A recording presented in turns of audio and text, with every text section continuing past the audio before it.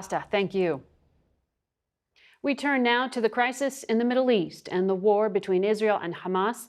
Joining us from Tel Aviv is Israeli Prime Minister Benjamin Netanyahu. Welcome back to Face the Nation, sir. Thank you. Good to be with you.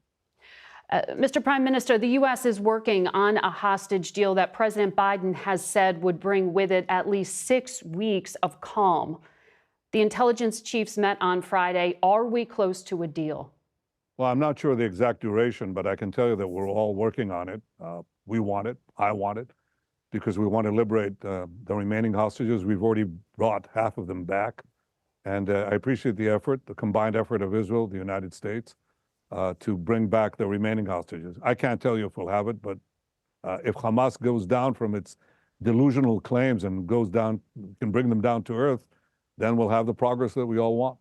What specifically is holding up the deal at this point? Reportedly, this would have 30 to 40 hostages, women, elderly, wounded, released in exchange for a few hundred Palestinian prisoners being released.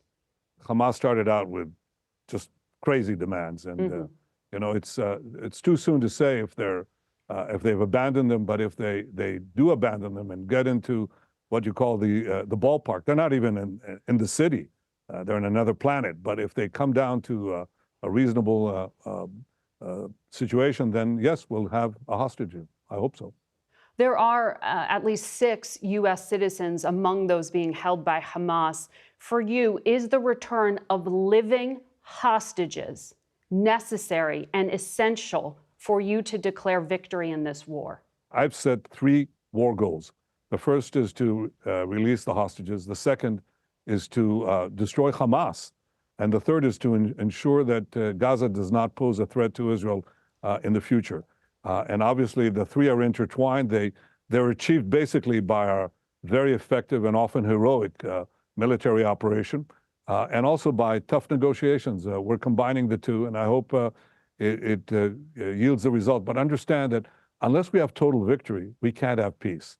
We can't leave Hamas in place. We can't leave a quarter of Hamas battalions in Rafah and say, well, that's fine. On the issue of the hostages, as you know, time is of the essence here. So if this deal happens and there are 6 weeks of calm that go with it, does that provide an opening to end this war, or will you still go into southern Gaza, into Rafah, regardless?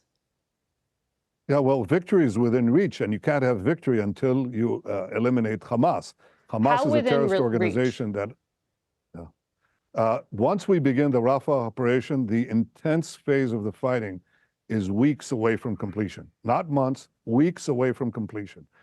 And that is, we've already destroyed 18 out of the 24 Hamas terrorist battalions. So we have and 4 of them are concentrated in Rafah.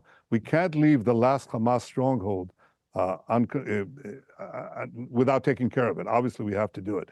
But understand, too, that I've asked the Army to submit to me a double plan. First, to evacuate, to enable the evacuation of the Palestinian civilians in Gaza, and obviously, second, to destroy the remaining Hamas battalions. That gets us a real distance towards the completion of our victory. And that, we're not going to give it up. If we have a deal, it'll be delayed somewhat, but it'll happen. If we don't have a deal, we'll do it anyway. It has to be done, because total victory is our goal, and total victory is within reach, not months away, weeks away, once we begin the operation. Well, the White House says they need to see a credible and executable plan to protect civilians and the 1.4 million people who are sheltering in southern Gaza. This morning, the White House says they still have not seen such a plan, and no major military operation should proceed without it. Have you approved the plans that you said you've asked for? Actually, Margaret, I'm going from here to a meeting with the General Staff where they're going to show me this dual plan. Okay. A plan to evacuate and a plan to dismantle those remaining battalions. So yes, by the way, we agree on this. I mean, we don't have to be prodded. We're on the same page with the U.S. on this, because that's how we do it. The reason you have that population in Rafah is because we actually cleared them away from the other places, the zones, combat zones that we had. That's why they're there. So now there's room for them to go north of Rafah to the places that we've already finished fighting in. That's where you're going to move. Basically what we're going to do. That's the plan, Yes. to move 1.4 million people into northern Gaza. Can you guarantee that the IDF will I didn't not say push? northern Gaza. Sorry, I said go north ahead. of Rafah. Okay. I said north of Rafah. In the northern part of the Gaza Strip, we still have fighting going on. Right. But we are, that is important. It's important to understand, moving civilians out of an area that is going to be a combat zone is not a bad thing. It's a good thing. Sure. And that's what Israel is going to do. Understood. But the IDF, can you guarantee that they won't push Palestinians out of Gaza and into Egypt? As you know, Egyptian officials have said if you do that, you are putting at risk 46 years of peace. Look, I think that the Egyptians know very well that that's not our purpose, and that won't be the result. And we're coordinating. We're talking to the Egyptians all the time. So that's not, I don't think that's an issue. The peace between Israel and Egypt has served the interest of both countries and will continue to serve the interest of both countries. I don't think it's in any danger. You said that victory is within reach, but U.S. intel says the IDF has only destroyed 30% of Hamas leadership, and that the amount of tunnels that Hamas uses have really only been tiny in terms of what has been destroyed by the IDF. There is growing distrust of you personally, sir. You know this, in the U.S. Congress and within the Biden White House. When your closest ally is telling you things like this and telling you that you need to reconsider a strategy, isn't it worth considering? Look, I think that the U.S. agrees with us on the goal of destroying Hamas. Yes. And on the goal of releasing the hostages. The decisions of how to do that are left with us and with me and the elected cabinet of Israel. And we're doing a lot of things that we were told by the best of friends initially turned out not to be true. They said you can't enter the ground war without having enormous complications. They said you cannot fight, you can't enter Gaza City, you can't go into the tunnels, it'll be a terrible bloodbath. All of that turned out to be not true. Our soldiers are in the tunnel network. We don't have to take apart hundreds of kilometers of tunnels. We are taking apart the missile production factories that are underground, the command and control headquarters, the computers that are there, the money that is there, the weapons that are there, and the ammos that is there. We're doing that methodically. So we're doing the war. You can't substitute for the Israeli military command, and we're doing it very responsibly. John Spencer, who's the head of urban warfare at West Point, says that no other army has gone to the lengths that Israel's army has gone to clear civilians out of harm's way, even though Hamas is doing everything to keep them in harm's way. Oh, sure, but the former head of Central Command was on this program just a few weeks ago and said basically you have not articulated any specific end game here. So, but putting that aside, I want to come back to a few different things you said. Wait a minute, Margaret, hold on. You lob these grenades at me and you keep on moving. Well, first of all, you say there's no confidence in me. Well, the Israeli public has confidence in me. Last week, there were massive protests throughout Israel yesterday. Of course we have protests. We have protests. Israel is a democracy. We've had protests for 30 years. But the Israeli people are united as never before. Last week, they voted 99-9 in the Knesset for my proposal that says that the way that we have to do two things. We have to win the war, have total victory, but also not have an international dictate of a Palestinian state on it shoved down our throats that would endanger Israel. The people are overwhelmingly united on this. When is the last time we had 99 votes in the Knesset? I'll tell you, 30 years ago. So the people are united. The policy is right. The people support it. And I intend to take it to completion because that's what we have. We can't compromise with total victory because I'll tell you, we can't win the peace if we don't win the war, and we will win this war. One of the members of the Knesset, the former Israeli Prime Minister Yair Lapid, said he asked the Americans about what you just said about a unilateral declaration of recognition of Palestinian state, and he said you invented a threat that doesn't exist. There is not one official in the world that suggested unilateral recognition of the Palestinians. So putting that aside, I want to... Actually, the Foreign Secretary of Britain just spoke about it. There have been many. Well, this is the U.S. I hope that's true. Okay. We've heard a lot of briefings coming from the U.S. To that effect. So I hope it's true. And if it's true, then that will reinforce the decision made by the government, by the people of Israel through their elected representatives.